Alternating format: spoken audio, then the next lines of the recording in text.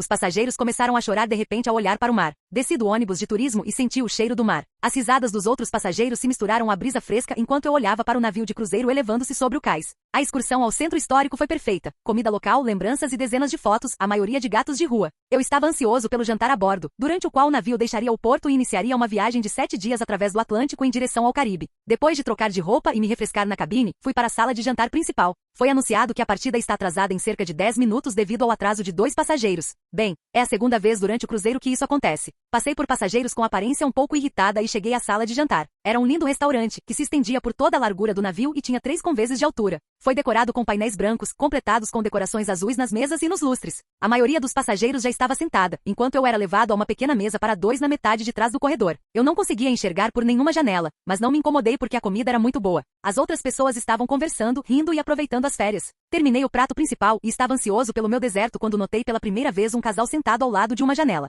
A janela estava um pouco suja e tinha cantos arredondados, mas o que me chamou a atenção foi que eles estavam chorando. Eles não pareciam particularmente tristes, mas havia lágrimas escorrendo pelo rosto. Sem falar, eles se levantaram simultaneamente e foram embora. Logo depois, ouvi gritos e barulhos altos do lado de fora do refeitório, mas não pensei muito nisso e terminei minha sobremesa. Não vi o casal depois e fui para uma pequena sala de biblioteca em um dos decks inferiores. No caminho, vi vários membros da tripulação falando baixinho uns com os outros enquanto pareciam um pouco nervosos. Depois que me sentei com meu livro, um romance policial dos anos 30, senti uma leve sensação de pavor. Eu tinha certeza de que isso vinha de um sentimento geral de desconforto vindo de tripulantes próximos. Depois que notei 2 deles conversando, comecei a caminhar lentamente em sua direção geral, fingindo olhar para as estantes. Eles foram levados para a sala de resfriamento no Convés 3. Ouvi um deles dizer, seguido por ouvi dizer que estava uma bagunça. Estou feliz que não estávamos lá. Eles então foram embora, me deixando imaginando do que estavam falando. Eu não estava mais com vontade de ler meu livro e fui em direção aos decks abertos para tomar um pouco de ar fresco. Subi as escadas convés por convés, pensando nos 2 tripulantes. De que tipo de confusão eles estavam falando? Por que a sala de arrefecimento?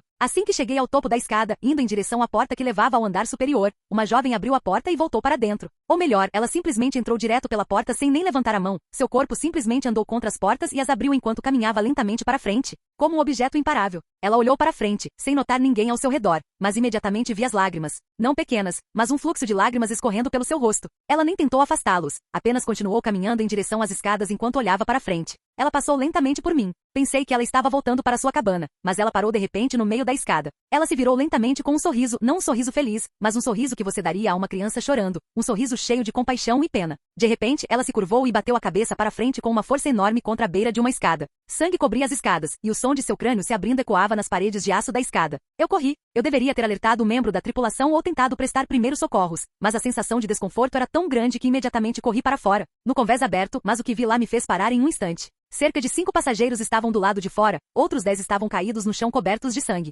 Todos os 5 passageiros sorriram com lágrimas escorrendo pelo rosto. Um deles tinha uma haste de aço fina e quebrada nas mãos, mas antes que eu pudesse ver o que ele havia planejado fazer com ela, gritei e corri de volta para dentro. Passei pela mulher no chão e entrei direto na minha cabine. Bati a porta e sentei-me, enterrando o rosto nas mãos e soluçando. Examinei minha cabine. Tudo estava limpo e arrumado. Eu gostaria de ter uma varanda ou mesmo uma janela, mas apenas olhei contra a parede. O movimento lento do navio foi relaxante, e eu me acalmei um pouco. Fiquei sentado no chão pelo que pareceram horas até reunir coragem para espiar novamente do lado de fora da cabana. Abri a porta e olhei para o corredor. Estava quieto. O corrimão na lateral do corredor tinha manchas vermelhas em um ponto, das quais rapidamente desviei o olhar. Fui em direção ao convés do bote salva-vidas para procurar um tripulante. Subi um convés e pouco antes da porta que levava aos botes salva-vidas parei. Cartas, escritas com sangue seco, cobriam a janela de vidro da porta. Não olhe para baixo foi tudo o que disse. Hesitei e abstive-me de abrir a porta. Virei-me e vi uma mulher a olhar para mim a poucos metros de distância. Olhei imediatamente para os olhos dela e felizmente não havia lágrimas, apenas um olhar assustado. Senti imediatamente que o olhar dela também ia direto aos meus olhos para verificar se havia lágrimas.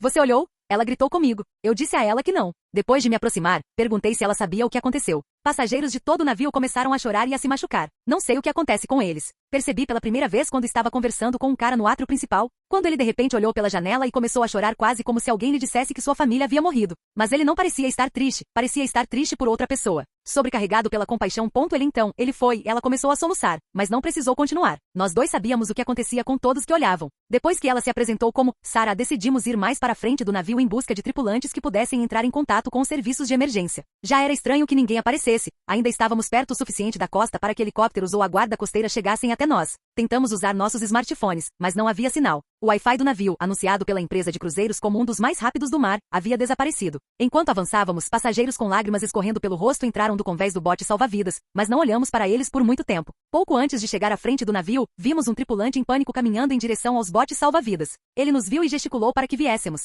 Mesmo que os passageiros chorando nunca estivessem prestando atenção em nós, ele estava sussurrando. Eles olharam. Todos os escritórios na ponte, eles olharam. O sentimento de desconforto intensificou-se. Se não houver mais ninguém na ponte, não poderemos entrar em contato com o exterior nem dar meia volta. O tripulante, que se apresentou como Jim, nos disse que vai tentar abaixar um bote salva-vidas para escapar usando uma venda nos olhos. Com um aceno de aprovação, nos preparamos para sair no convés do bote salva-vidas, amarrando uma manga rasgada que guardava nossas cabeças. Di foi primeiro e abriu a porta. O ar frio atingiu nossos rostos como 1000 agulhas. Avançamos lentamente e depois para a esquerda. Depois de cerca de 7 metros chegamos a um guindaste de bote salva-vidas. Di puxou uma alavanca, e o bote salva-vidas começou a subir do topo de nossas cabeças em direção ao nível do convés para que os passageiros pudessem entrar. Pouco antes de atingir o chão, uma parte do braço do guindaste que descia do teto atingiu minha cabeça e arrancou minha venda dos olhos. O impacto me jogou no chão e me deixou desorientado. Ouvi os outros gritarem algo para mim, mas fiquei tonto e só ouvi suas vozes como um leve estrondo. Abri os olhos. Eu vi as ondas abaixo de mim. Uma bela vista com o luar refletindo nas ondas. Primeiro não vi nada, depois notei movimento sob as ondas. Achei que o movimento vinha de tubarões ou golfinhos, a julgar pelo tamanho, mas depois que meus olhos se ajustaram ao escuro, percebi corpos humanos movendo-se com o navio. Um dos corpos estendeu a mão em direção ao casco e começou a subir, de alguma forma agarrando a superfície perfeitamente plana do navio. O corpo parecia afogado há muito tempo, mas subiu com uma boca larga e sorridente. Coitadinho, pensei.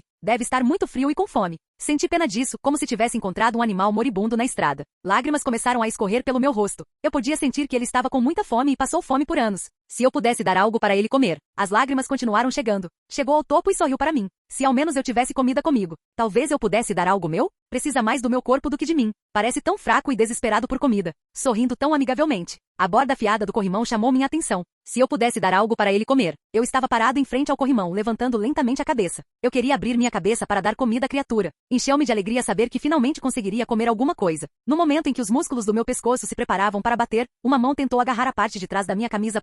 Isso não me incomodou. Eu estava concentrado no corrimão. De repente a mão me agarrou e me puxou violentamente para trás. Era Sarah me puxando para dentro do bote salva-vidas. O sorriso da criatura desapareceu e ela abriu bem a boca para revelar muitas fileiras de dentes afiados. Seu olhar de repente se encheu de uma raiva insondável. Ele saltou para frente, mas o bote salva-vidas já havia baixado. Parecia uma eternidade para chegar à linha d'água, mas assim que pousamos, parei de chorar. Confusos e assustados, navegamos em direção à costa enquanto o navio desaparecia lentamente atrás do horizonte.